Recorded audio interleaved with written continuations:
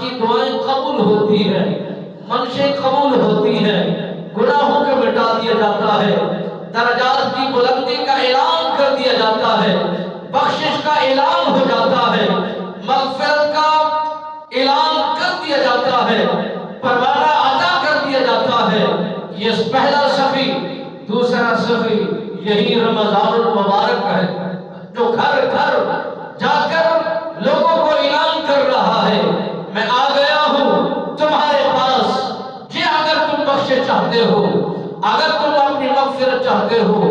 میرا احترام کرنا تمہارے لیے ضروری ہے، اور تمہاری بخشش کروانا میرے لیے ضروری ہے، اور میرا کام ہے تمہیں بشکوا دینا، میرا کام ہے اللہ کی بارگاہ میں فریاد کر دینا، تمہارا کام ہے میرے ساتھ تعلق کو جوڑ لینا، میرا احترام کرنا، ادب و احترام میں وقت گزارنا، ہر گھڑی کو پانا، ہر لمحے کو حاصل کرنا، ہر سجود میں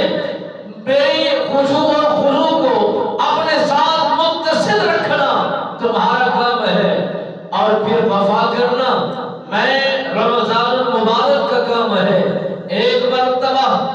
ایک طرف قرآن مجید کھڑا ہے، دوسری طرف رمضان المبارک کا مقدس مہینہ کھڑا ہے، یہ ایسے وفادار سخی ہیں اور ایسے لجپال خدا کی طرف سے مہمان سخی ہیں، اور خدا کی عنایات ان پر دن رات برسائی جا رہی ہے، اعلان کیے جا رہے ہیں، منادیاں کی جا رہی ہیں، بخشش کے پروانے عطا کیے جا رہے ہیں اور پھیلائے جا رہے ہیں، مگر میرے نبی رحمت فخر موجودات صلی اللہ علیہ وآلہ وسلم سرکار نے فرمایا وہ خوش وقت ہے جو رمضان المبارک کو پائے، زندگی میں پھر موقع مل گیا، زندگی میں یہ لمحے پھر نصیب ہو گئے، زندگی میں پھر یہ مواقع انسان کو یہ عطا کیے گئے ہیں، اور ان مواقعوں سے فائدہ اٹھانے کے لیے انسان کی زندگی کے لمحے بڑھا دیے گئے ہیں، زندگی کے سانس بڑھا دیے گئے ہیں، تاکہ زندگی میں ایک مرتبہ پھر موقع مل گیا ہے۔ میرے نبی رحمت فخر موجودات صلی اللہ علیہ وآلہ وسلم سرکار نے فرمایا، اے میرے صحابہ، تمہیں معلوم ہے کہ رمضان المبارک کا مقدس مہینہ کتنی شان کے لائق ہے، کتنی عظمت رکھتا ہے، کتنا مقام پاتا ہے، اس میں عبادات کرنے والوں کو کتنا درجے دیے جاتے ہیں، کتنا منصب بلند کیے جاتے ہیں،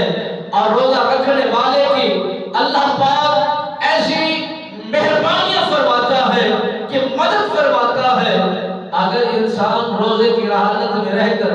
زبان کی حفاظت کرے، کانوں کی حفاظت کرے،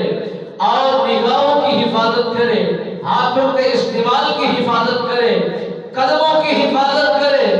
یہ ساری حفاظت کرنا انسان کے ذمہ میں ہے، میرا خالق فرماتا ہے پھر اس شان کے ساتھ، اس نام کے ساتھ، اتنے مرتبے اور عزت و وقار کے ساتھ اسے میں اجرت عطا فرماتا ہوں، میں اسے عوض عطا کرتا ہوں جس کا وہ خیال ہی نہیں کرتا، جس کا اس کے دل و دماغ کے اندر تصور ہی نہیں ہے،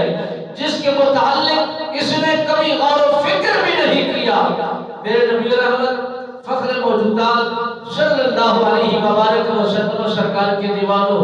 شمع رسالت کے پروانوں، یہ سخی دونوں سخی ہیں، قرآن کریم یہ اور رمضان المبارک ایسا سخی ہے جو گھر گھر جا کر یہ منادیاں کر رہا ہے، میں